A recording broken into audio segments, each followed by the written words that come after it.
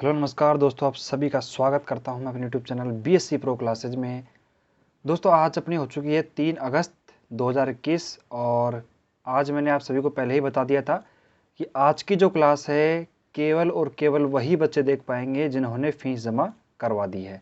तो आज की जो क्लास है आप सभी जितने भी बच्चे देख पा रहे हैं क्लास को, केवल वही बच्चे देख पा रहे हैं जिन्होंने फ़ीस जमा करवा दी है। ठीक है, अब मैं आपको बताता हूँ।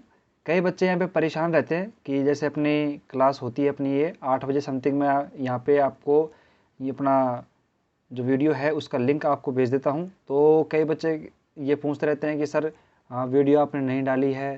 ठीक है, तो जैसे ही मैं आप से बोलता हूँ कि जैसे आपको लिंक नहीं मिलता है कभी कभार वीडियो का, तो आप क्या करो कि अपनी वीडियो की प्लेलिस्ट है वहाँ पे आपको देखो, आप जब बीएससी प्रो क्लासेस चैनल पे जाओगे वहाँ पे आपको प्लेलिस्ट मिलेगी। प्लेलिस्ट में जाओगे आप तो वहाँ पे आपको बीएससी थर्ड ईयर की केमिस्ट्री की, फिजिक्स की और मैथ की अलग अलग आपको प्लेलिस्ट देखने को मिल जाएंगी, जहाँ पे आपको जितने भी क्लासेस अपनी हो गई हैं वहाँ पे आपको देखने को मिल जाती हैं।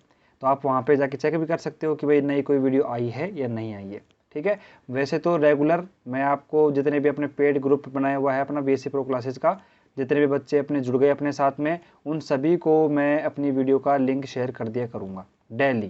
ठीक है, जैसे अपनी 8 बजे मैथ की होती है 8 बजे ही आपको मैं मैथ का लिंक सेंड कर दूंगा। तो जो बच्चे 8 बजे क्लास लेना चाहते हैं वो ले ले, कोई बाद में लेना चाहता है बाद में ले ले। ठीक है, उसी लिंक के द्वारा वो क्लास ले सकता है, कभी भी ले सकता है। ठीक है, अब बात करते हैं आज की क्लास के स्टार्ट करते हैं। ठीक है, तो आज की क्लास को स्टार्ट करते हैं और वापस से मैं आप सभी से निवेदन करता हूँ, छोटा सा निवेदन है कि आपने अभी तक मेरे हिसाब से अपने दोस्तों को ढंग से नहीं बोला है और कनेक्ट नहीं करवाया अभी तक, इसलिए मैं बोल रहा हूँ कि जल्दी से जल्दी जितना हो सकता है, क्योंकि अब अपने मैथ की जो डेमो लेक्चर है वो अपने यूट्यूब पर नहीं चलेंगी।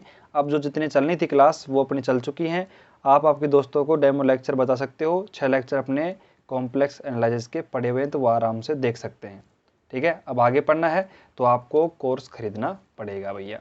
आगे बात समझ में। अब आज की क्लास को स्टार्ट करते हैं। तो पिछली क्लास तक जितने बच्चे हैं सभी ने पढ़ा होगा कि क्वेश्चन नंबर 3 तक अपन पहुंच चुके थे, यानी कि क्वेश्चन 3 मैंने करवा दिए थे आपको कॉम्प्लेक्स एनालिसिस की यूनिट नंबर 1 के अंतर्गत। तो मैंने कहा आपसे कि वो जो क्वेश्चन थे वो काफ़ी इंपॉर्टेंट क्वेश्चन थे, और आज का जो क्वेश्चन नंबर 4 है वो भी शानदार क्वेश्चन है। और क्वेश्चन नंबर 4 है वो एक है थ्योरम है, मतलब ये क्वेश्चन आता है वो थ्योरम के रूप में आता है। जैसे कि मैं यहाँ पे क्वेश्चन को नोट कर देता हूँ। जैसे क्वेश्चन नंबर हमारे पास में क्या है 4। ठीक है, क्वेश्चन नंबर 4 है तो ये क्वेश्चन के रूप में भी आता है और थ्योरम के रूप में भी आता है, तो दोनों रूप में अपन लिख लेते हैं इसको। तो यहाँ पे आप थ्योरम भी लिख लो यहाँ पे। ठीक है, आप पर मैं नहीं लिखूंगा इसको, मैं आपको सर इसको हिंदी में भी लिखो, इतना काम नहीं करेंगे। केवल थ्योरम आप सभी जानते हो इसका मतलब क्या होता है, प्रमेय। ठीक है, अब यहाँ पे मैं लिखता हूँ, पहले हिंदी में लिख देता हूँ। ठीक है, चलो मैं वीडियो को पॉज करके ही लिख देता हूँ, उससे क्या है कि अपना थोड़ा टाइम बचेगा। तो अब यहाँ पे आपके सामने मैंने क्वेश्चन को लिख दिया है। और एक इम्पोर्टेंट बात मैं आपको बता देता हूँ कि अब कई बच्चे हैं, 2-3 बच्चे हमारे साथ में इंग्लिश मीडियम के भी कनेक्ट हो चुके हैं। तो अब मुझे क्या है कि जो क्वेश्चंस हैं और वो आंसर है अपने, वो दोनों आपको मैं हिंदी और इंग्लिश दोनों माध्यम में करवाऊंगा यहीं पे। ठीक है, आपको क्वेश्चन भी लिखा जाएगा और आपको आंसर भी है। और वैसे देखा जाए ना तो मैथ के अंदर तो ओनली क्वेश्चन ही लिखा जाएगा, उसके अलावा जो आंसर है वो तो क्या है, आंसर में तो सिंपली अपन मैथ का यूज करेंगे, ना हिंदी का ना इंग्लिश का। ठीक है, अब यहाँ पे मैंने क्वेश्चन आपके सामने लिख दिया है। तो इस क्वेश्चन को सबसे पहले आप वेरी वेरी वेरी मोस्ट लगा लीजिए। और मैंने आपको पहले ही बोल दिए हैं कि यूनिट नंबर 1 के अंतर्गत जो 4 क्वेश्चन मैंने करवा दिए आपको, इस समेत चारों क्वेश्चनों को रट लेना। ठीक है, आपके एग्ज़ाम में 4 नंबर में कोई सा भी एक सवाल टपक सकता है। ठीक है, इसकी जो पॉसिबिलिटी है वो बहुत ज़्यादा है। मैं यहाँ पे आपको कोई भी ऐसे क्वेश्चन नहीं बताऊँगा कि 100% आएगा और इसी को आप याद कर लेना। मैं आपको केवल पॉसिबिलिटी बता सकता हूँ। ठीक है, लेकिन एक बात बताता हूँ मैं आपको, 2 चीज़ होती हैं। एक तो होता है कि मैं आपको मोस्ट इंपॉर्टेंट क्वेश्चन करवा देता हूँ, ठीक है, उससे आपका पेपर बन जाएगा। लेकिन मैं क्या करवाऊँगा, मैं मोस्ट इंपॉर्टेंट क्वेश्चन नहीं बताऊँगा आपको, मैं सिलेबस ही पूरा करवा दूँगा। मैं सिलेबस ही पूरा करवा दूंगा, उसके अंतर्गत मोस्ट इंपॉर्टेंट क्वेश्चन सब आ जाएंगे। जिस बच्चे को ज़्यादा मैटर पढ़ना होगा वो ज़्यादा पढ़ लेगा, और जिसको बहुत कम पढ़ना है, सिलेक्टेड पढ़ना है, वो सिलेक्टेड पढ़ लेगा। मतलब दोनों के लिए फ़ायदा है। ठीक है। अब यहाँ पे क्वेश्चन है, अपना थ्योरम है, इसके स्टेटमेंट को पढ़िए और मुझे पता है कि इसके स्टेटमेंट को पढ़ने के बाद में बहुत ही कुछ कम समझ में आएगा, ठीक है। उस स्टेटमेंट को हम यहाँ पे पहले समझाएंगे, तब जाके स्टेटमेंट पूरा या थ्योरम का स्टेटमेंट है वो समझ में आपको ढंग से आएगा। तो पहले इसको पढ़ लेते हैं, पहले तो रियल स्टेटमेंट है उसको पढ़ लेते हैं। तो क्या कहता है स्टेटमेंट कि परिमित अवकलज के अस्तित्व के लिए सान्तत्यता आवश्यक प्रतिबंध है परंतु पर्याप्त नहीं। अब देखो, इसको पढ़ने से मुझे लगता नहीं है कि आपको कुछ समझ में आया होगा, कुछ समझ में आया होगा। बाकी अगर किसी को आया होगा तो कोई बात नहीं, बढ़िया बात है, लेकिन नहीं आया हो तो कोई बढ़िया बात नहीं, और भी बढ़िया बात है, ठीक है। हम आपको यहाँ पे इसका स्टेटमेंट ढंग से समझाने वाले हैं। इसी के साथ में अगर अपन इंग्लिश में बात करें तो continuity is the necessary condition for the existence of finite derivative but not sufficient. तो ये क्या है, अपना स्टेटमेंट है इंग्लिश के अंदर। अब बात करते हैं इसके स्टेटमेंट को, समझते हैं पहले तो कि ये क्वेश्चन है वो क्या कहना चाहता है। अगर एग्जाम में अपना ये क्वेश्चन आ जाए तो अपन को करना क्या है इसके अंतर्गत है भाई, इस क्वेश्चन में अपन को करना क्या है। तो यहाँ पे आपको क्वेश्चन थोड़ा बहुत समझ में आ गया कि परिमित अवकलज के अस्तित्व के लिए सान्तत्यता आवश्यक प्रतिबंध है परंतु पर्याप्त नहीं। तो कुछ नहीं करना इसमें आपको, उसमें कुछ नहीं करना, आपको ये करना है, जैसे मान लीजिए कोई फलन है हमारे पास में, क्या है, कोई फलन है, ठीक है। फलन है, अगर वो अवकलनीय है, अगर मान लीजिए जो फलन आपने माना है वो कैसा है, अवकलनीय है, तो गारंटी है इस बात की कि वो सान्तत्यता भी होगा, मतलब वो कैसा होगा, सतत भी होगा, सान्तत्यता कंटिन्यूअस होगा और वो कंटिन्यूटी के शो करेगा। कौन, ये फंक्शन, ठीक है। कब, जब वो अवकलनीय होगा, डिफरेंशिएबल होगा, ठीक है। अब यहाँ पे इसी के साथ में अगर इसको मैं उल्टा कर देता हूँ, अगर मान लीजिए कोई फलन हमारे पास में सान्तत्यता को शो कर रहा है, कंटिन्यूटी को शो कर रहा है, तो ये कोई ज़रूरी नहीं है कि वो अवकलनीय हो, यानी कि वो डेरिवेटिव फॉर्म को दर्शाए, यानी कि वो कैसा हो, अवकलनीय हो, डेरिवेटिव हो, ये हमारे पास में ज़रूरी नहीं है। तो क्या सभी बच्चों को इसका स्टेटमेंट समझ में आया? सभी बच्चों को इसका स्टेटमेंट समझ में आया या नहीं आया? अपनी जगह पर मुझे बैठे बैठे बताएंगे सभी बैठे। नहीं आया भाई, नहीं आया, कोई बात नहीं, चलो दोबारा बताते हैं, ठीक है। आपको इसको पढ़ने से मेरे हिसाब से कुछ भी क्लियर नहीं हो रहा। देख लो, आप खुद पढ़ो एक बार कि परिमित अवकलज बोला है आपको, एक फाइनाइट डेरिवेटिव है, एक क्या है, फाइनाइट डेरिवेटिव है, उसका अस्तित्व के लिए, उसके एग्जिस्टेंस के लिए सान्तत्यता आवश्यक प्रतिबंध है, क्या है, कंटिन्यूटी है, उसके लिए क्या है, एक आवश्यक प्रतिबंध है परंतु पर्याप्त नहीं है। अब इस लैंग्वेज में अगर आप उलझ गए तो मुझे लगता नहीं अगर किसी को क्वेश्चन समझ में आ जाएगा। बस मैंने जो सब समझाया यहाँ पे, ये शॉर्ट फॉर्म में मैंने आपको समझा दिया कि अगर कोई फलन हमारे पास में क्या है, अवकलनीय है, तो वो सान्तत्यता होगा, इसकी गारंटी 100% है हमें, ठीक है। लेकिन अगर कोई फलन है सान्तत्य है, सतत है, तो ये ज़रूरी नहीं है कि वो अवकलनीय भी हो, यानी कि डिफरेंशिएबल भी हो। तो हमें इस क्वेश्चन में क्या करना है, हमें इस क्वेश्चन में ये करना है कि हमें कोई फंक्शन मान के चलना है, कोई फलन मान के चलना है अपन को।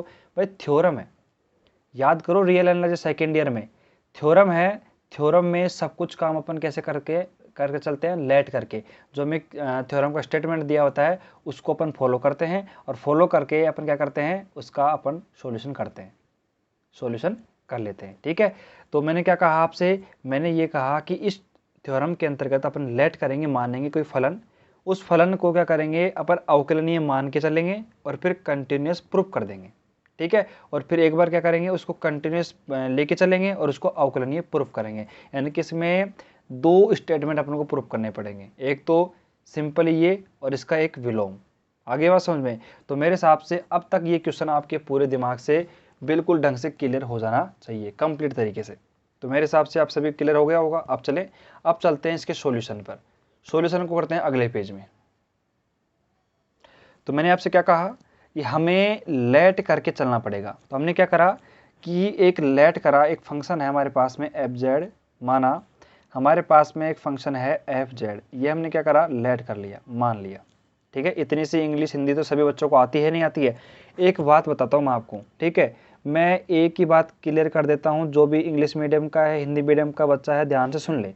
मैं फिजिक्स के अंतर्गत भी और मैथ के अंतर्गत भी जो टर्म्स हैं जो आपको मेरे हिसाब से इंग्लिश में नहीं आती होंगी ना, उन्हीं टर्म्स को मैं यहाँ पे इंग्लिश में लिखने की कोशिश करूँगा।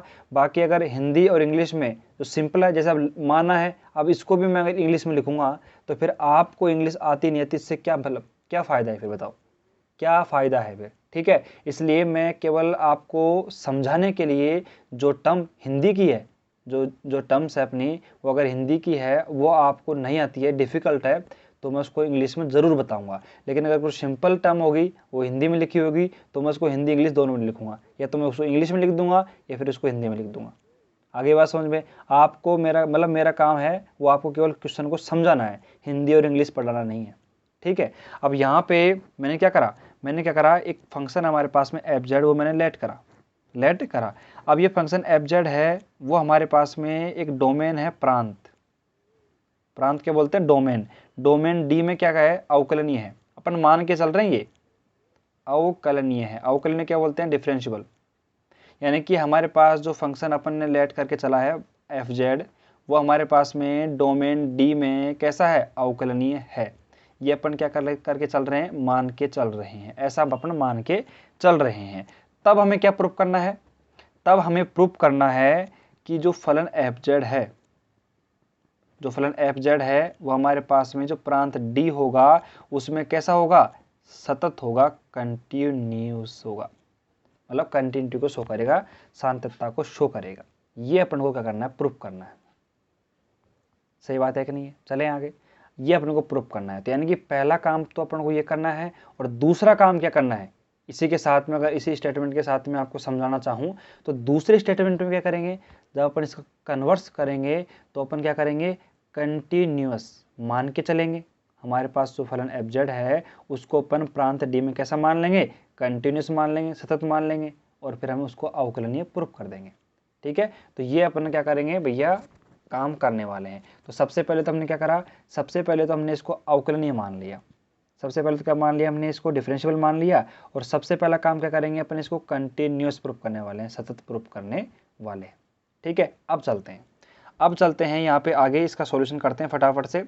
और हमने क्या करा, एक छोटा सा काम और किया, हमने ये करा कि जो डोमेन डी माना, जैसे मान लीजिए अपना ये डोमेन है, ये पूरा डोमेन डी है, ये हमारे पास में क्या है, प्रांत है, जिसको अपन डोमेन बोलते हैं इंग्लिश में। प्रांत डी में हमने क्या करा कि एक स्विच बिंदु उठा लिया, जेड नोट। इस जेड नोट पर क्या करूंगा मैं, इस फंक्शन एफ जेड को कंटिन्यूस प्रूफ कर दूंगा। समझना बात को, मैं क्या करने की कोशिश कर रहा हूँ, मैं क्या कर रहा हूँ कि अपने पास जो प्रांत डी है, डोमेन डी है, इस डोमेन डी के अंतर्गत मैंने एक स्विच बिंदु, ठीक है, जेड नोट मान लिया। इस जेड नोट पर मैं क्या करूंगा, इस जेड नोट के ऊपर मैं इस फंक्शन एफ जेड का कर दूंगा कंटिन्यूस प्रूफ कर दूंगा। तो देख लो कैसे करेंगे वो, अब देखते हो फटाफट। तो यहाँ पे मैंने क्या करा, यहाँ पे मैंने लिखा सिंपली, देखो ऐसे, एफ जेड माइनस का एफ जेड नोट, ये मैंने लिखा। ठीक है, यानी कि हमारे पास में क्या है कि एफ जेड हमारे पास में फलन है, और एफ जेड नोट क्या है हमारे पास में, एफ जेड नोट इस प्रांत डी के अंदर क्या है, पॉइंट है, एक पॉइंट है। अब आप कहोगे सर इसको माइनस कैसे कर दिया, क्यों कर दिया, ये भैया थ्योरम का तरीका है, साफ सी बात है। क्योंकि अगर थ्योरम को प्रूफ करना है भाई, किसी भी क्वेश्चन को सॉल्व करना है भाई, जैसे मान लीजिए आपके दिमाग में ये क्यों आया भाई, हमने 2 + 2 किया तो 4, तो मैं आपसे पूछूं क्यों, तो आप कहोगे सर 2 और 2 4 होते हैं, तो होते हैं। तो इसीलिए मैं कह रहा हूँ कि एफ जेड माइनस का एफ जेड नोट है, यहाँ पे करेंगे तो करेंगे, साफ सी बात है। कैलकुलेशन को सोल्व करने के लिए, क्वेश्चन को सोल्व करने के लिए अपन को एफ जेड माइनस का एफ जेड नोट करना पड़ेगा। ठीक है, अब देखते हैं इसमें आगे क्या अपन थोड़ा सा चेंज करेंगे। देखो ध्यान से, यहाँ पे देखो एफ जेड माइनस का एफ जेड नोट, ऐसे कैसे लिख दिया मैंने, ऐसे कैसे लिख दिया। अब मैंने क्या करा कि जेड माइनस का जेड नोट से डिवाइड कर दिया, और इसको मल्टीप्लाई भी साथ में साथ कर दिया। तो इससे कोई प्रभाव पड़ा क्या, इससे कोई इफेक्ट पड़ा, कोई इफेक्ट नहीं पड़ा। अब क्या करा मैंने दोनों तरफ, बोथ साइड लिमिट को अप्लाई कर दिया। जब मैंने बोथ साइड लिमिट को अप्लाई करा तो देखो क्या हुआ, जेड टेंस टू हमारे पास में जेड नोट आ गया, और हमारे पास में देखो यहाँ पे क्या आ गया, एफ जेड माइनस का, यहाँ पे इसको ब्रैकेट में बंद कर दो आप, और यहाँ पे एफ जेड नोट आ जाएगा। ठीक है। इज इक्वल टू बात करते हैं हमारे पास में, तो यहाँ पे भी लिमिट अप्लाई करेंगे, तो यहाँ पे लिमिट अप्लाई करेंगे अपन, तो यहाँ पे देखो जेड टेंस टू वही जेड नोट हमारे पास में, और वही एफ जेड माइनस का एफ जेड नोट, और अपॉन में कितना है हमारे पास में जेड माइनस का जेड नोट हो जाएगा, और मल्टीप्लाई में हमारे पास में क्या आ जाएगा, ये हमारे पास में है, ठीक है। मल्टीप्लाई में यानी कि आप इसको पूरे पर ब्रैकेट लगा दो तो सही रहेगा। मल्टीप्लाई में क्या है हमारे पास में जेड माइनस का जेड नोट है। क्या है, इतनी बात आपको समझ में आ गई। अब आगे क्या करा हमने, आगे हमने ये किया। अब आप मुझे बताइए, आप मुझे बताएंगे, अगर आपका तो बेसिक है वो थोड़ा सा अच्छा है, अगर आपका लेवल है काफ़ी अच्छा है, तो आप मुझे बता सकते हो कि जब अपन लिमिट अप्लाई करते हैं तो आप मुझे बता सकते हो लिमिट किसके ऊपर अप्लाई होती है। जैसे अब यहाँ पे एफ जेड है, एफ जेड क्या है हमारे पास, फलन है, ठीक है, मतलब ये एफ जेड है, ये फलन है। और यहाँ पे एफ जेड नोट क्या है, एफ जेड नोट है हमारे पास में प्रांत डी के अंतर्गत जो पॉइंट हमने माना, आर्बिट्री पॉइंट स्वच्छ बिंदु माना है जेड नोट, वो है। तो यहाँ पे जो लिमिट अप्लाई होगा, साफ सी बात है फलन एफ जेड पर ही होगी इसकी लिमिट अप्लाई, उसके पॉइंट पर थोड़ी होगी। तो यहाँ पे सिंपल एफ जेड नोट। तो ये क्या है कि हालांकि देखा जाए तो बिल्कुल बेसिक सी छोटी सी बात थी, लेकिन फिर भी बच्चों को नहीं आती है, तो इसलिए मैंने बेसिक को भी आपको बता दिया। आगे चले, अब यहाँ पे आगे चलते हैं अपन। तो यहाँ पे देखो लिमिट हमारे पास में ऐसे कैसे है, बिल्कुल लिमिट हमारे पास में ऐसे कैसे है। अब यहाँ पे क्या करा, थोड़ा सा देखो ध्यान से। अब यहाँ पे हमने क्या किया कि लिमिट को अलग अलग अप्लाई कर दिया। कैसे, अब यहाँ पे मैंने देखो लिमिट एफ जेड माइनस का एफ जेड नोट को मैंने ऐसे कैसे लिख दिया, अपॉन में हमारे पास में जेड माइनस का जेड नोट, और यहाँ पे z tends to z naught, ठीक है। मल्टीप्लाई में क्या करा हमने, मल्टीप्लाई में लिमिट जेड माइनस का जेड नोट हमारे पास में, और z tends to z naught, ये हमने कर दिया। अब यहाँ पे देखो ध्यान से, यहाँ पे ध्यान से देखो आप, तो यहाँ पे क्या होगा, इससे की वैल्यू क्या होगी। मैं अगर आप सभी से पूछूं कि आपने अगर बात करी हो इसकी वैल्यू क्या होगी, इसकी वैल्यू क्या होगी, अगर थोड़ा बहुत आपको याद आ रहा हो तो यहाँ पे मैं इसकी वैल्यू पूछूं तो क्या इसकी वैल्यू होने वाली है, मुझे आप बताएंगे क्या इसकी वैल्यू होने वाली है। आप सभी को पता है कि लिमिट एफ जेड माइनस का F Z naught, Z minus का जेड नोट, ये हमारे पास में क्या है कि किसी भी फलन के लिए अवकलनता का फॉर्मूला है उसको परिभाषित करता है, ठीक है।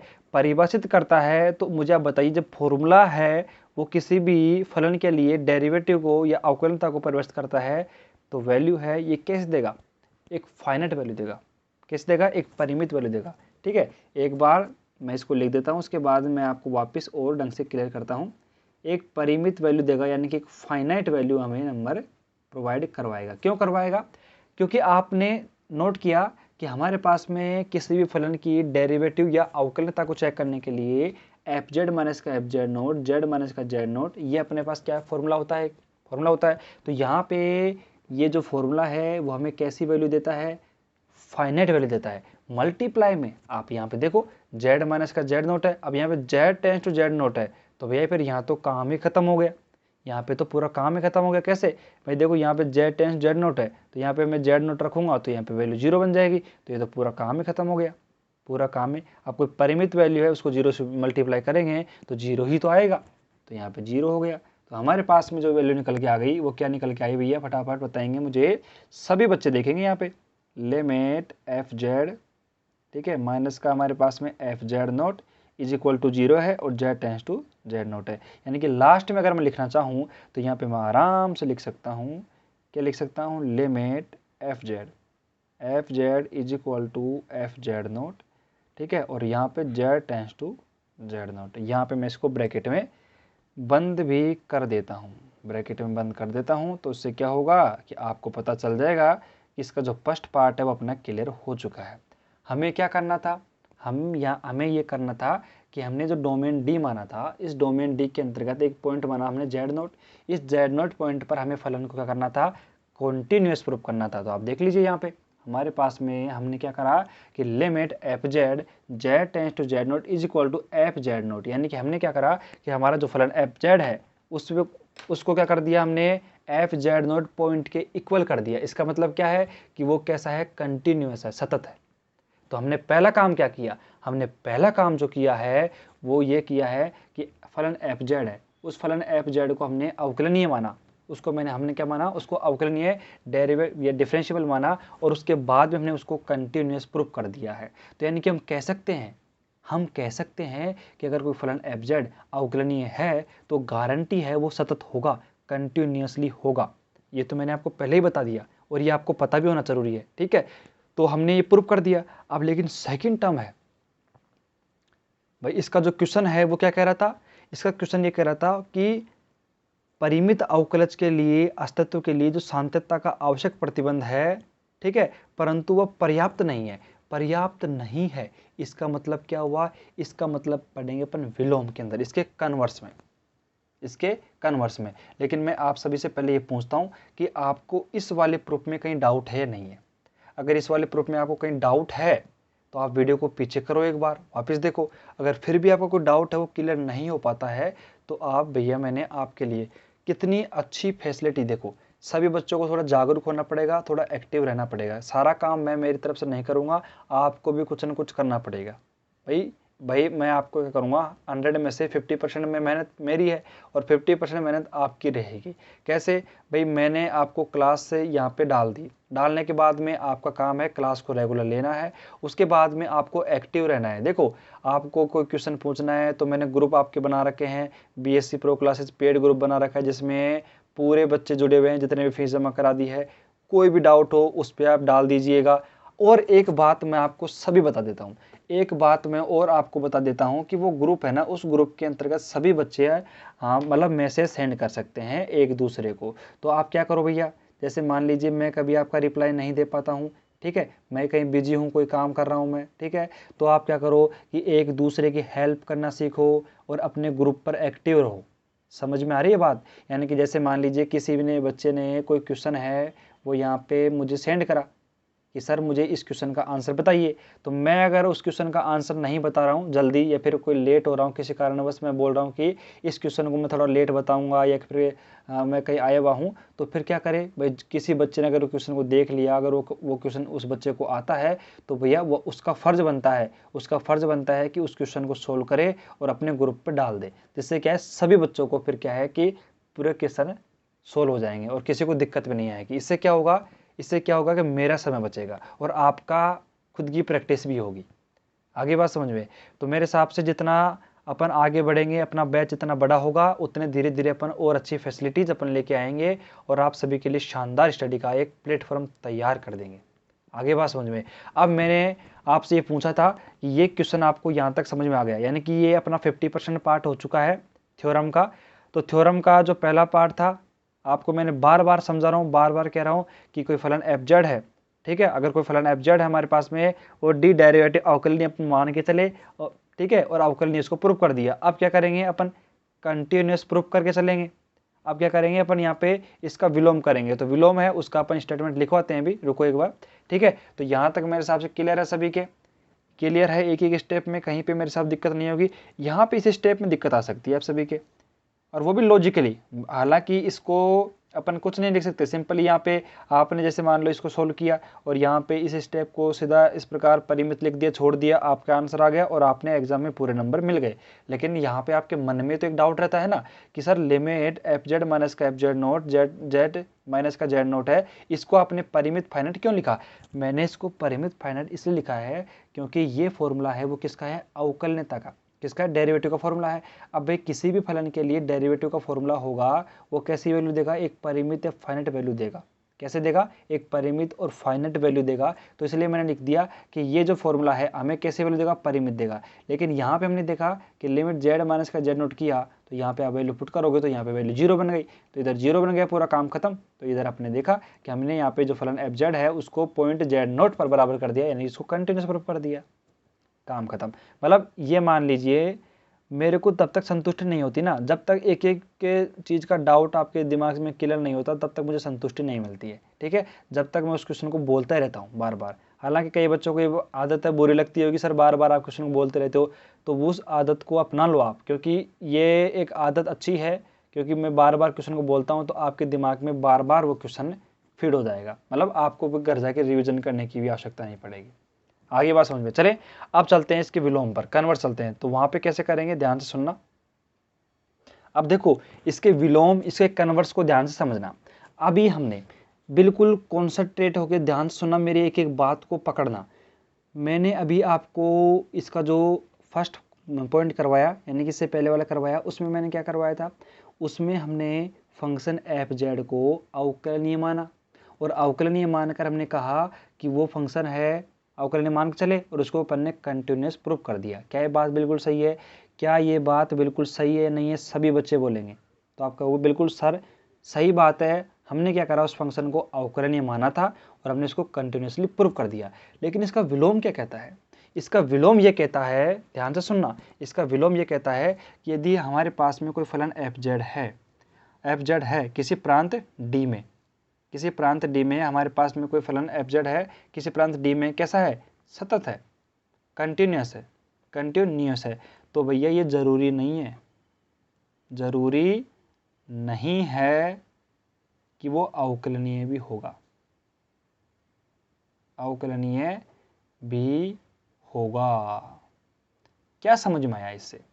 क्या समझ में आया जो मैंने यहाँ पे लिखा है? क्या समझ में आया इससे?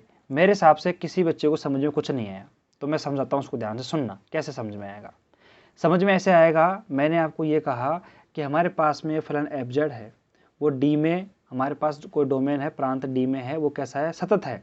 ये हम मान के चल रहे हैं इस बार, ठीक है, ये अपन को दिया हुआ है इस बार।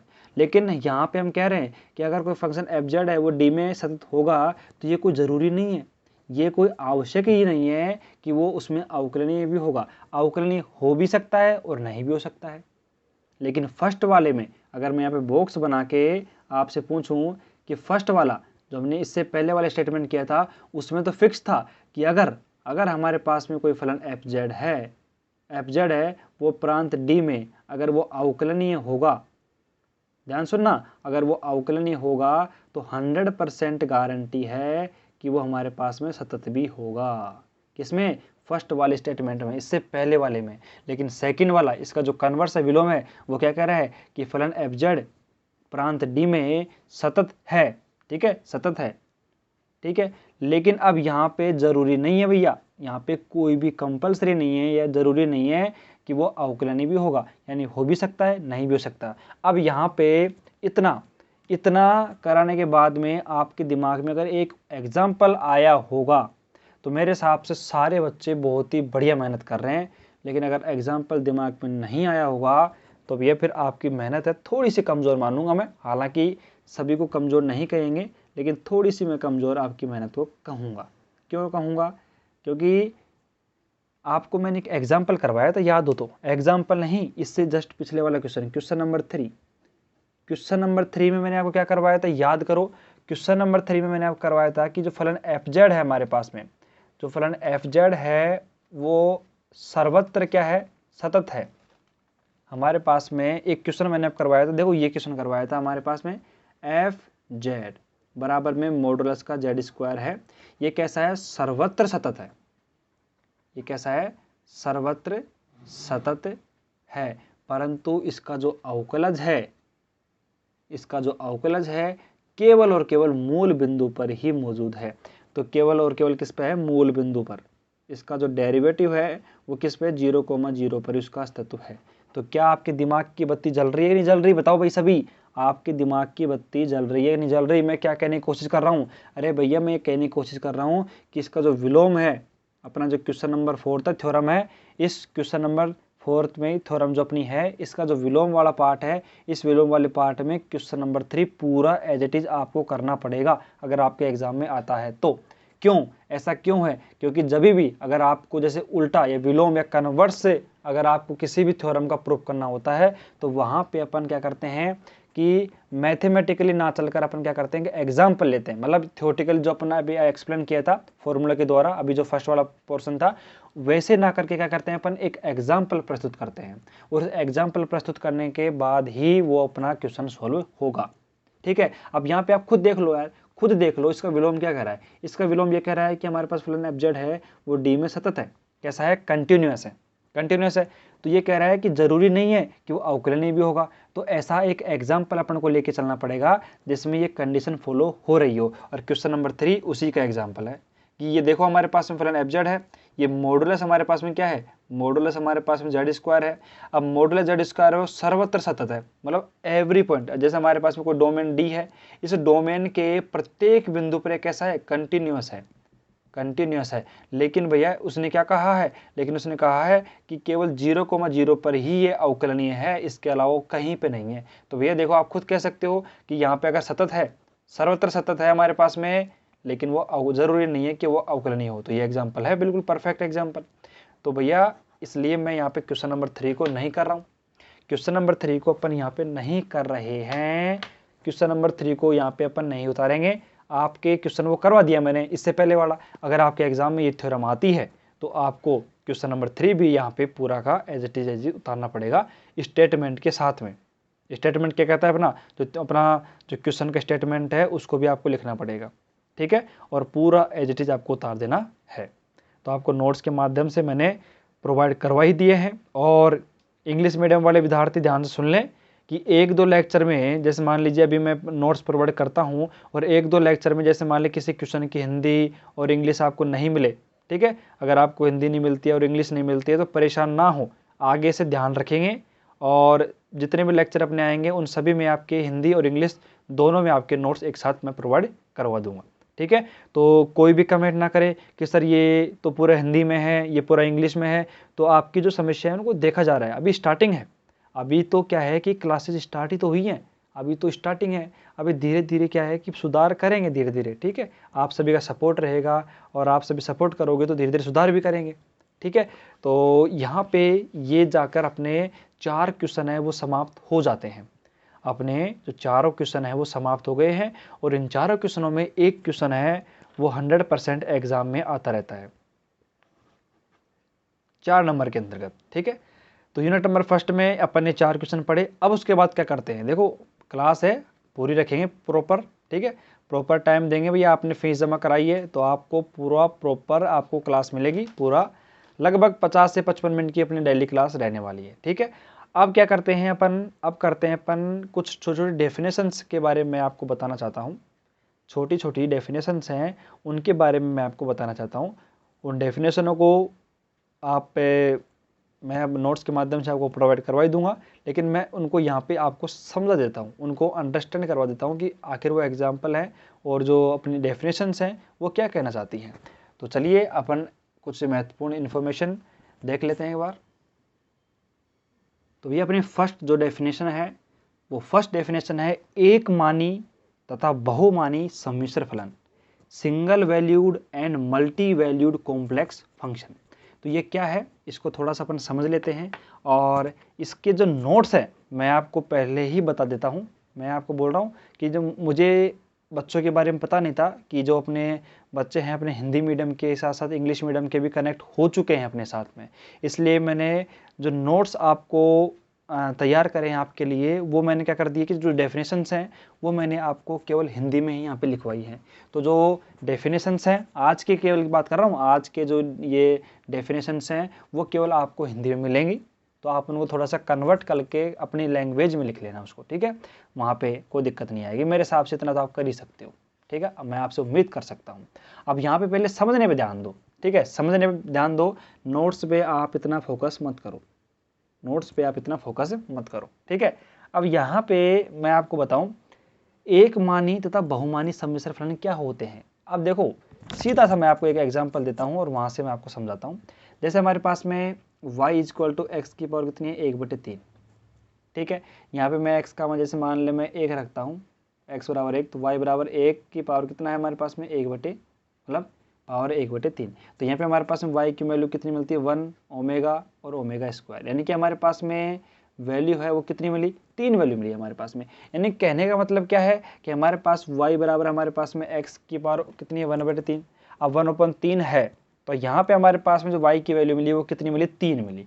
अब y की वैल्यू 3 मिली है तो साफ सी बात है वो कैसा होगा बहुमानी सम्मिश्र फलन होगा, यानी कि मल्टी वैल्यूड कॉम्प्लेक्स फंक्शन होगा, ठीक है। और अगर सिंगल वैल्यू आएगी जैसे मान लीजिए हमारे पास में y = x है और पावर 1 है, ठीक है, तो y = 1 आ जाएगा, तो यानी कि ये कैसा हो गया, ये हमारे पास में हो गया सिंगल वैल्यूड, कैसा हो गया सिंगल वैल्यूड। तो ये छोटी डेफिनेशन थी बस, इसको अगर मैं एक इस स्पेशल लैंग्वेज में बोलना चाहूँ तो कैसे बोलूँगा कि एक सम्मिश्र फलन एक सम्मिश्र फलन, देखो ध्यान से, अगर इसको प्रॉपर लैंग्वेज में अपन लिखना चाहें, ठीक है, थोड़ी सी क्या तबीयत खराब चल रही है वापस से, तो चलिए वापस फोकस करते हैं डेफिनेशन पे। डेफिनेशन पे वापस वो करते हैं। डेफिनेशन क्या कहती है भैया को, इसको मैं लिखवा देता हूँ, थोड़ा सा लिखवा नहीं रहा हूँ, शॉर्ट तरीके से समझा रहा हूँ। जैसे हमारे पास में W बराबर क्या होता है, FZ। W बराबर क्या होता है, FZ, ठीक है। अब यहाँ पे अगर मैं इससे W बराबर FZ में अगर इस डेफिनेशन को मैं आपको एक्सप्लेन करना चाहूँ तो कैसे करूँगा कि एक सम्मिश्र फलन W बराबर FZ एक मानी कहलाएगा। क्या पहला, सबसे पहले बताता हूँ एक मानी के बारे में।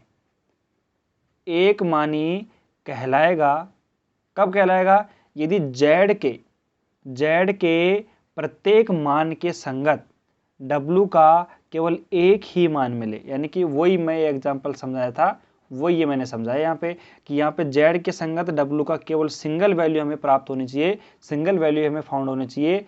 अन्यथा अगर वो सिंगल वैल्यू नहीं होगी और यहाँ पे ज़्यादा वैल्यू होगी, एक से ज़्यादा वैल्यू होगी, तो भैया हमें वो क्या हो जाएगा, एक मानी की जगह हो जाएगा बहुमानी। यानी कि सिंगल वैल्यूड की जगह क्या हो जाएगा, मल्टी वैल्यूड फंक्शन हमारे पास में कॉम्प्लेक्स फंक्शन हो जाएगा। तो मेरे हिसाब से सिंगल वैल्यूड और मल्टी वैल्यूड फंक्शन में आपको कोई दिक्कत नहीं होनी चाहिए, क्योंकि अभी डेफिनेशंस हैं, ये क्या होते हैं कि आपसे कई बार एग्जाम में 1 नंबर में 2 नंबर में पूछ ली जाती हैं। और इस साल का तो भैया कुछ पता ही नहीं है, BSc थर्ड ईयर का इस साल का भी मैं बात करूं, 2021 की बात करता हूं मैं, 2021-22 की मैं बात कर रहा हूं। तो 2021-22 में अगर मैं बात करता हूं, BSc थर्ड ईयर वाले स्टूडेंट है, 22 में पेपर देंगे, तो भैया इनका भी देखो थोड़ा सा संकट है, थोड़ा सा भविष्य संकट में ही है। क्यों? क्योंकि यहाँ पे भी क्वेश्चंस का कोई पता नहीं है, ठीक है। ऑब्जेक्टिव क्वेश्चन भी आएंगे और सभी क्वेश्चन इस बार आ सकते हैं। तो कुछ छोटे छोटे डेफिनेशंस हैं, वो भी आपको यहाँ पे लिखवानी पड़ेंगी। और मैंने आपसे पैसे लिए हैं तो भैया फिर आपको कंप्लीट ही करवाया जाएगा। अब काम आपका, पढ़ना आपका है, बाकी मैटर देंगे हम पूरा, मैटर हम देंगे पूरा आपको, ठीक है। और देखो एक बात और बता दूँ मैं आपको, कई बच्चों की आदत रहती है, तो उस आदत को पहले ही सुधार लेना। क्योंकि अपन बैच स्टार्ट कर रहे हैं, उससे पहले ही मैं आपको बता देता हूँ कि कई बच्चों की आदत रहती है कि मैंने जैसे कोई अपना चैप्टर नंबर फर्स्ट है, चैप्टर नंबर फर्स्ट में मैंने 9 टॉपिक हैं और 9 टॉपिक में से 8 टॉपिक मैंने पूरा करा दिए, 8 टॉपिक मैंने पूरे करवा दिए हैं। अब एक टॉपिक है वो छूट गया, एक टॉपिक है मैंने छोड़ दिया, या फिर आपने मतलब मैंने उसको नहीं करवाया, फिर बच्चा क्या करेगा कि इस 8 टॉपिक को तो पढ़ेगा नहीं, 8 के 8 जो टॉपिक है उनको तो ध्यान नहीं देगा और उस एक टॉपिक के पीछे पड़ जाएगा कि सर इसको छुड़ा दिया, इसको करवाओ, ये इंपॉर्टेंट है, वो है। भैया मुझे पता है क्या इंपॉर्टेंट है क्या नहीं है, आपको क्या करवाना है क्या नहीं करवाना है, ठीक है। मैं जो करवाऊंगा उसको आप पढ़ लेना, उसके बाहर आप कुछ मत पढ़ना, इसकी गारंटी अपनी है, ठीक है। आपको मतलब लग रहा है ना कि सर ये इंपॉर्टेंट है, ठीक है, भाई आप बताओ कि आपको जो चीज़ इंपॉर्टेंट लगेगी वो मुझे नहीं लगेगी क्या। इसलिए मैं आप बोल रहा हूँ सभी से कि ऐसा काम मत करना कभी भी कि सर वो करवाओ वो, मैं अपने हिसाब से पूरा करवा दूंगा और मैं अपने हिसाब से सिलेबस करवाऊंगा, ठीक है। आपके कहने पर तो मैं करवाऊंगा नहीं कि सर ये करवाओ पहले वो करवाओ, मैं अपने हिसाब से आपको कंप्लीट सिलेबस लेके चलूंगा, ठीक है। और मैं अपना 100% देने की कोशिश करूंगा। आगे बात समझ में आप सभी को। तो जितनी आपसे मैंने फीस ली है उस फीस के अंतर्गत मैं आपको बेस्ट से बेस्ट फैसिलिटी और बेस्ट से बेस्ट सिलेबस से उपलब्ध करवाने की कोशिश करूँगा, ठीक है। तो मेरे हिसाब से यहाँ तक जो अभी तक मैंने पढ़ाया है वहाँ तक तो सभी बच्चे मेरे हिसाब से सभी सेटिस्फाइड होंगे और मेरे हिसाब से कहीं पे आपको दिक्कत नहीं आएगी, क्योंकि मैं जिस प्रकार से पढ़ा रहा हूँ ना, मैं ये मान लीजिए 100 में से 150% करवा रहा हूँ आपको, 1% भी एक एक छोटी छोटी चीज़ को मैं लिखवा रहा हूँ, ठीक है। आप बुक्स उठा के देखोगे तो बुक्स में भी आपको एक एक एग्जाम्पल, एक एक क्वेश्चन से और एक एक डेफिनेशन अपने नोट्स में आपको मिल जाएगी, ठीक है। आप चेक करना एक बार नोटबुक लेके, ठीक है। आप चलते हैं आगे चलते हैं और एक डेफिनेशन और पढ़ लेते हैं, छोटी सी डेफिनेशन।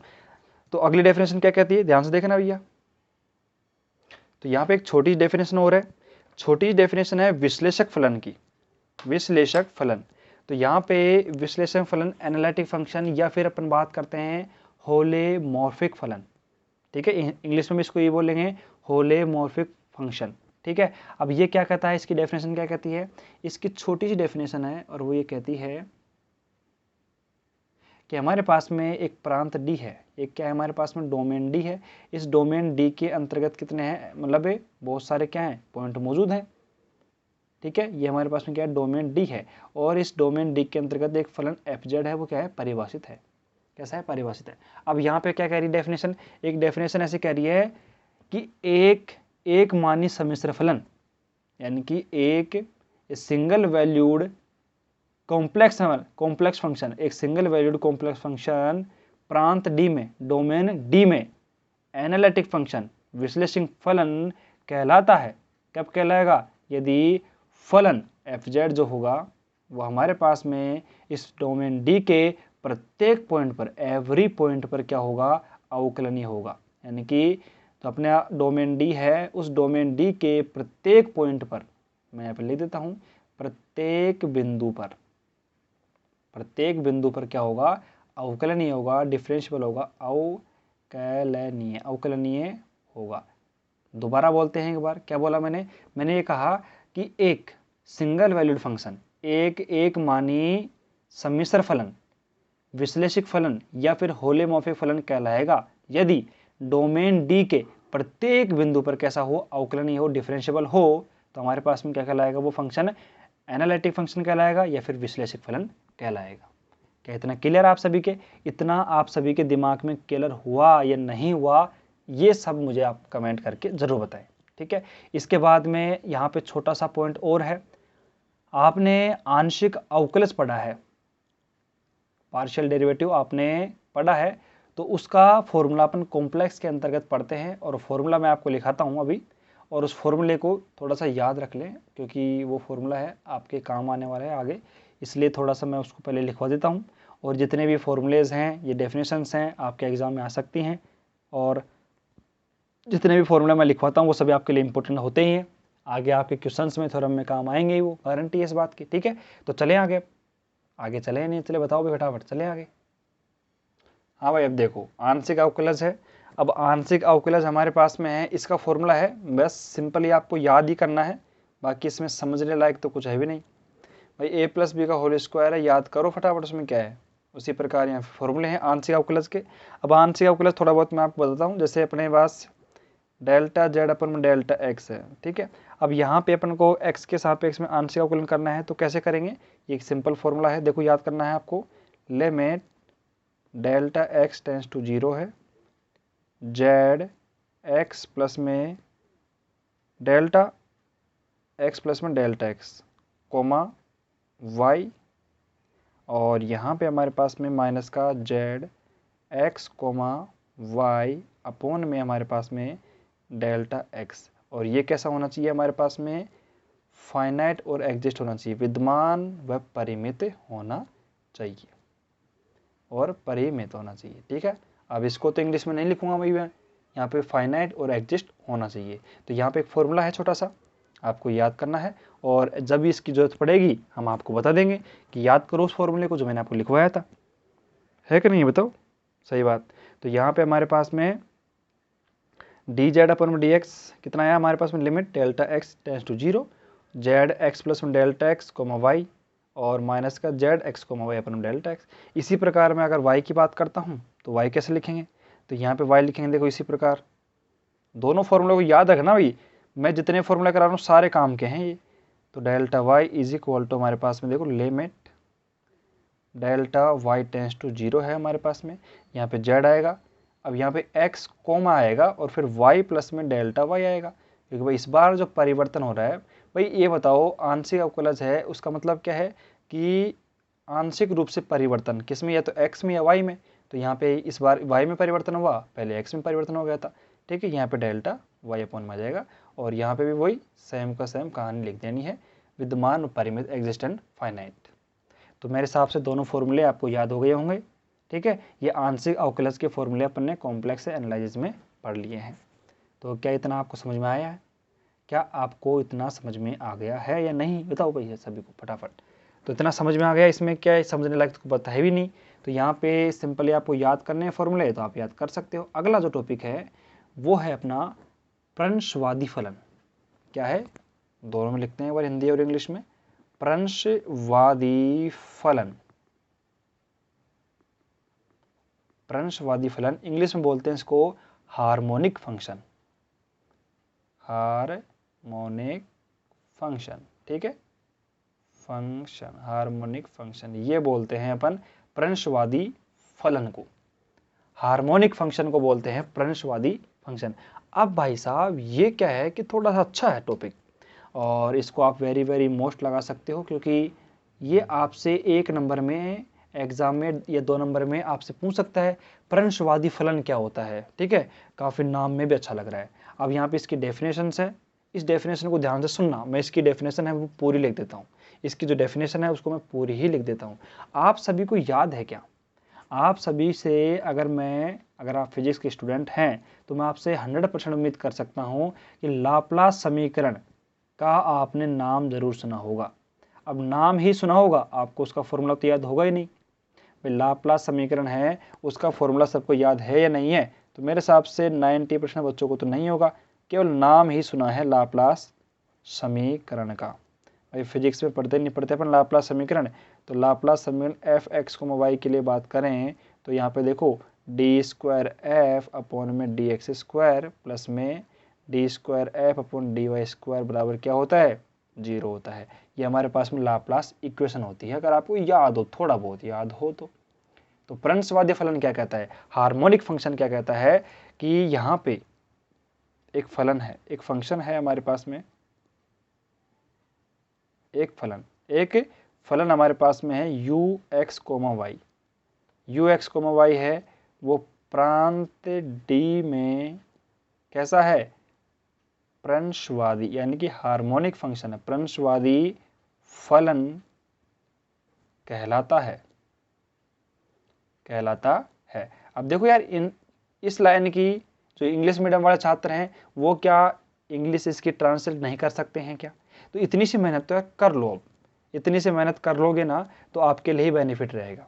आगे बात समझ में, आपको लैंग्वेज भी याद रह जाएगी और आपकी प्रैक्टिस भी साथ ही साथ हो जाएगी। ठीक है, पूरे नोट्स की पीछे ही मत भागो। मैं आपको बताऊं, आप मतलब ये मान लीजिए प्रेजेंट में तो सारे जो बच्चे हैं वो नोट्स के पीछे ही पड़े हुए हैं, तो नोट्स के पीछे मत भागो, कॉन्सेप्ट को सीखो। एक बात बताता हूँ मैं आपको, अगर मैं देखा जाए ना, वैसे इंपॉर्टेंट देखी जाए बात अगर देखी जाए ना तो आपको ना पढ़ना ही इस तरीके से ही है जो मैं पढ़ा रहा हूँ ना। वैसे जैसे मान लो कि मैंने थ्योरी बिल्कुल नहीं लिखवाई, थ्योरी मैंने बिल्कुल भी नहीं लिखवाई, केवल आपको इसी प्रकार से याद करो ना तो मेरे हिसाब से बहुत ही शानदार रहेगा। मतलब नोट्स की कोई झंझट ही नहीं है। जैसे सिंपल मैंने अब यहाँ पे आपको अभी विश्लेषिक फलन समझा दिया था, ठीक है, एक मानी बहुमानी समझा दिया था, तो वैसे ही आप हमेशा प्रैक्टिस किया करो और वैसे ही आप तुरंत अपने दिमाग से मतलब आप जो लैंग्वेज है और जो अपनी थ्योरी है, जो डेफिनेशन है, वो आप खुद बना सकते हो। अगर आप इस प्रकार शॉर्ट रूप से याद करते हो तो मेरे हिसाब से बेस्ट तरीका है। ठीक है, अब यहाँ पे देखो मैंने क्या कहा कि एक फलन है यू एक्स वाई, वो प्रांत डी में प्रंशवादी फलन कहलाता है। ठीक है, ये फंक्शन है हमारे पास में, वो डोमेन डी में हार्मोनिक फंक्शन डिफाइन होता है। कब होता है भैया? ठीक है, कब होता है? यदि if function u x y प्रांत डी में, यानी कि डोमेन डी में लाप्लास समीकरण को सेटिस्फाई करे, संतुष्ट करता है, तो वो क्या कहलाएगा भैया? यदि हमारे पास में कोई फंक्शन यू एक्स वाई है, वो प्रांत डी में प्रंशवादी फलन कहलाता है, हार्मोनिक फंक्शन कहलाता है, यदि वो लाप्लास इक्वेशन को सेटिस्फाई करे तो वो क्या कहलाएगा? हमारे पास में प्रंशवादी फलन कहलाएगा। तो ये इसका एक एग्जाम्पल लेते हैं अपन। भाई कैसे कहलाएगा? एक एग्जाम्पल तो ले लें अपन। तो एक एग्जाम्पल ले लेते हैं, उसके बाद में आज की क्लास को विराम देंगे। ठीक है, तो यहाँ पे एक एग्जाम्पल ले लेते हैं अपन, उसके बाद में आज की क्लास को विराम देते हैं। ठीक है, तो सभी बच्चे अब इस क्वेश्चन को ध्यान से पढ़ेंगे पहले तो, कि प्रूव दैट, सिद्ध कीजिए u x y is equal to, हमारे पास में क्या है, एक्स क्यूब माइनस का 3xy स्क्वायर। ये हमारे पास में अपन को कोई फंक्शन दे रखा है, आपको ये करना है कि ये एक प्रंशवादी फलन है, आपको ये प्रूफ करना है कि ये कैसा एक हार्मोनिक फंक्शन है। तो कैसे करेंगे? आप सभी को पता है कि सबसे पहले तो u x y is equal to हमारे पास में क्या हो जाएगा, एक्स क्यूब माइनस का 3x स्क्वायर और y। अब सबसे पहले तो आपको लाप्लास इक्वेशन याद होनी चाहिए। लाप्लास इक्वेशन आपको याद हो थोड़ी बहुत, तो मैंने अभी लिखवाई थी आपको कि हमारे पास में अगर बात करें डी स्क्वायर एफ अपॉन में डी एक्स स्क्वायर, और प्लस में डी स्क्वायर एफ अपॉन में d y square is equal to 0, यानी कि अपन को जो फंक्शन दे रखा है अपन को उसका 2 बार डेरिवेटिव करना पड़ेगा। तो सबसे पहले तो देखो भाई समीकरण 1 इसको नाम दे दो आप। तो सबसे पहले क्या करेंगे अपन, समीकरण जो 1 है अपना, समीकरण 1 का x के सापेक्ष में क्या करते हैं, आंशिक अवकलन करते हैं। अब भाई आंशिक अवकलन आप करो एक बार, ठीक है। तो यहाँ पे देखो d एक बार करोगे, 2 बार कर दो सीधा d2u कर दो और dx स्क्वायर कर दो। और यहाँ पे देखो पहले कितना आएगा 3x स्क्वायर, फिर यहाँ आएगा 6x। तो इतना सिंपल है, ठीक है, इतना तो कर ही सकते हो यार। इससे ज़्यादा अब इतना और भी सिंपल बताएंगे, इससे भी सिंपल क्या होगा और, ठीक है। अब इसके आगे चलते हैं अपन। समीकरण 1 है, अपन ने x के सापेक्ष कर दिया, ठीक है, आंशिक अवकलन पूरा लिख देता हूँ मैं यहाँ पे, कोई दिक्कत नहीं है, बस लैंग्वेज आपको नोट्स में मिल जाएगी। तो समीकरण फिर 1 का अपन क्या करते हैं, y के सापेक्ष में करते हैं। इस बार क्या करते हैं, y के रेस्पेक्ट में, y के सापेक्ष में अपन क्या करते हैं, डेरिवेटिव करते हैं। तो यहाँ पे करो देखो फटाफट समीकरण 1 का। तो यहाँ पे डी यू अपॉन में डी वाई आएगा। फिर देखो यहाँ पे कितना आएगा, देखो माइनस का 6x और यहाँ पे कितना आ जाएगा हमारे पास में y। फिर यहाँ पे y का टर्म रह गया, भाई अपन को एक बार और करना पड़ेगा, तो वापस कर दो। तो हमारे पास में क्या आ जाएगा, d2u अपॉन में डी वाई स्क्वायर, ठीक है। और यहाँ पे इसको ऊपर कर देते हैं थोड़ा सा, चलो दिख रहा है आपको, तो माइनस का 6x आ गया। तो आप देखो समीकरण 3 को देखो, समीकरण 2 को देखो, समीकरण 2 व 3 से मतलब आपस में दोनों को जोड़ दिया, जोड़ेगा तो क्या हुआ, डी स्क्वायर यू अपॉन में क्या आएगा, डी एक्स स्क्वायर प्लस में डी स्क्वायर यू अपॉन में डी वाई स्क्वायर बराबर में 0। अर्थात अपन कह सकते हैं कि जो फंक्शन यू एक्स वाई है वो अपन क्या करता है, वो लाप्लास इक्वेशन को संतुष्ट करता है। अगर लाप्लास इक्वेशन को संतुष्ट करेगा तो वो कैसा होगा, प्रंशवादी फलन होगा, यानी कि हार्मोनिक फंक्शन होगा। तो भैया आज की क्लास में इतना ही। तो मुझे सभी बच्चे बताएंगे, सभी। एक बात बताऊँ आप सभी को, जितने भी बच्चे क्लास लेते हैं ना, अपनी ये आदत है उसको सुधार लो, आदत है उसको सुधारो। कौन सी आदत है कि आप क्लास तो ले लेते हो भाई, क्लास आपने पूरी ले ली, लेकिन आप क्या करते हो कि कमेंट नहीं करते। एक तो क्या है कि कमेंट कर दिया करो कि सर क्लास अच्छी लगी, शानदार लगी, बहुत अच्छा समझ में आया। तो डेली ये क्लास में कमेंट करा करो। इससे क्या है कि बच्चों के ऊपर प्रभाव पड़ता है। जो बच्चे आगे देखेंगे भाई कमेंट करते हैं भाई कैसी क्लास है, शानदार क्लास है, ठीक है।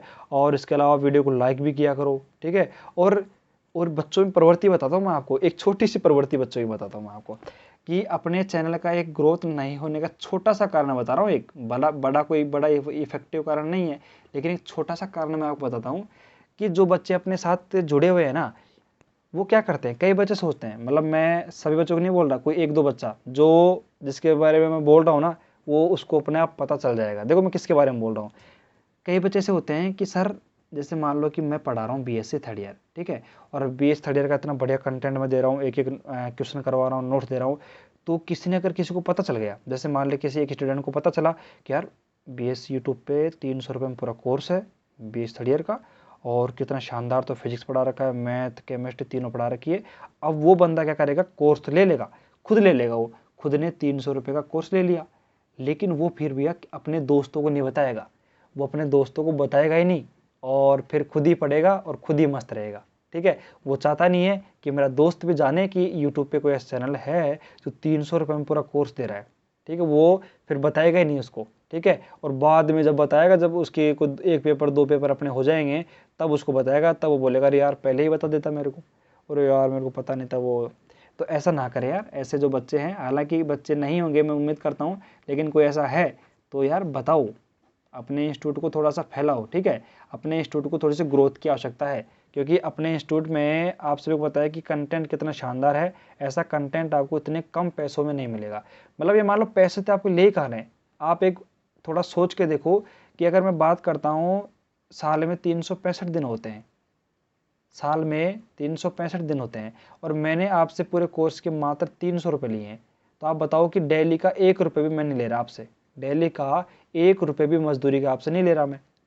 समझ रहे हो बात को। आपने तो क्या देखा भाई, देखो वही बात है, एक छोटा सा उदाहरण मैं आपको बताता हूँ, एक छोटा सा उदाहरण मैं आपको बताता हूँ। जैसे कि मान लीजिए आप क्या करते हो, जैसे आप क्या करते हो कि जैसे महंगी महंगी कोचिंगें होती हैं बीएससी की, जिसमें आपको एक पेपर के 1500 2000, ठीक है, 1000 रुपये पे करने पड़ेंगे, यानी कि कुल मिला के आपने 20,000 रुपये कोचिंग ले ली पीसीएम की, ठीक है, ठीक है। तो वहाँ पे आप आराम से उसको पे कर दोगे, चलो मतलब बिना सोचे समझे आपने उसको पे कर दिए, ठीक है।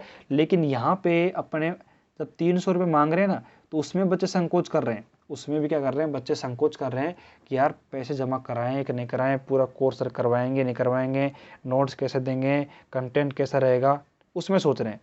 एक एग्जाम्पल और देता हूँ, जैसे मान लीजिए आपने बस में यात्रा कर रहे हो, ठीक है, तो जैसे मान लीजिए आपने किसी स्थान पे बैठे, जैसे आप घर से आपके और आपके कॉलेज तक बैठे। अब आपको पता है कि आपके घर से लेकर कॉलेज का जो किराया है वो कितना है, 10 रुपये है, लेकिन बस वाले ने उस दिन क्या करा कि 10 की जगह 15 मांग लिया आपसे। तो आप क्या करोगे, उस 5 रुपये के चक्कर में मतलब आप उस बस वाले से लड़ जाओगे कि 5 रुपये ज़्यादा क्यों, वैसे क्यों। लेकिन अगर उसी टाइम पे, अगर उसी जगह पे अगर आप जैसे मान लो कि किसी भी ऑटो से जाते हो या फिर रैपिडो से किसी से जाते हो, तो भैया यहाँ पे अगर आप पे बात करते हो 15 रुपये आपके लग रहे हैं ना, तो यहीं पे आपके 50 लगेंगे और आप 50 है वो खुशी खुशी दे दोगे उसको। मतलब वहाँ पे आपको कोई दिक्कत नहीं है, वहाँ पे आपको कोई दिक्कत नहीं है, आपने बिना सोचे समझे 50 रुपये उसको दिए। हालांकि उसने भी आपको उस जगह से उठाया और आपके घर ही छोड़ा है, और बस है वो आपसे कितना कितना कम किराया ले रही है, मतलब बहुत ही कम किराया ले रही है, यानी कि 10 के 15 मांग लिए, आपने उसको नहीं दिए, उससे आप लड़ मरे। मतलब उसने उसको आप दिए नहीं, बोला नहीं दूंगा मैं किराया, ठीक है 5 रुपये नहीं दूंगा, आपने ज़्यादा मांग लिए मुझसे, ठीक है। लेकिन आप रैपिडो वालों को या फिर कोई ऑटो वाला है जो आपको लेके आएगा, उसको आप 50 की जगह 60 दे दोगे, लेकिन इसको 5 रुपये ज़्यादा नहीं दोगे। ये बच्चों की प्रवृत्ति होती है। क्या होती है, बच्चों की प्रवृत्ति होती है, जहाँ थोड़ा महंगा होता है बच्चे उसी तरफ जाते हैं, ठीक है। तो मैं यही चाहता हूँ आप सभी से कि अब मैं कोर्स को महंगा करना चाहता नहीं हूँ, क्योंकि बच्चे सभी अपने स्टूडेंट के साथ कनेक्ट होने चाहिए और सभी को सस्ता भी लगे। और इसलिए मैं बोल रहा हूँ कि कंटेंट है भैया, हम किराया बस का लेंगे, हम किराया बस का लेंगे, लेकिन आपको जो सवारी है वो आपको ऑटो जैसी या राइड जो अपन उबर ओला रैपिडो जैसी राइड देंगे आपको, ठीक है। तो मेरे साथ सब कुछ समझ में आ गया होगा मैं क्या कहने की कोशिश कर रहा हूँ सभी को। तो बस आप ये सभी अपने इंस्टीट्यूट का प्रचार प्रसार करिए फटाफट से, और बस मस्त रहिए और क्या करिए बस। अब मिलते हैं नेक्स्ट क्लास में, मिलते हैं नेक्स्ट क्लास में। और सभी क्लास का रिवीजन कर लिया करो साथ के साथ, जिससे कि आपको याद भी होता रहे साथ ही साथ।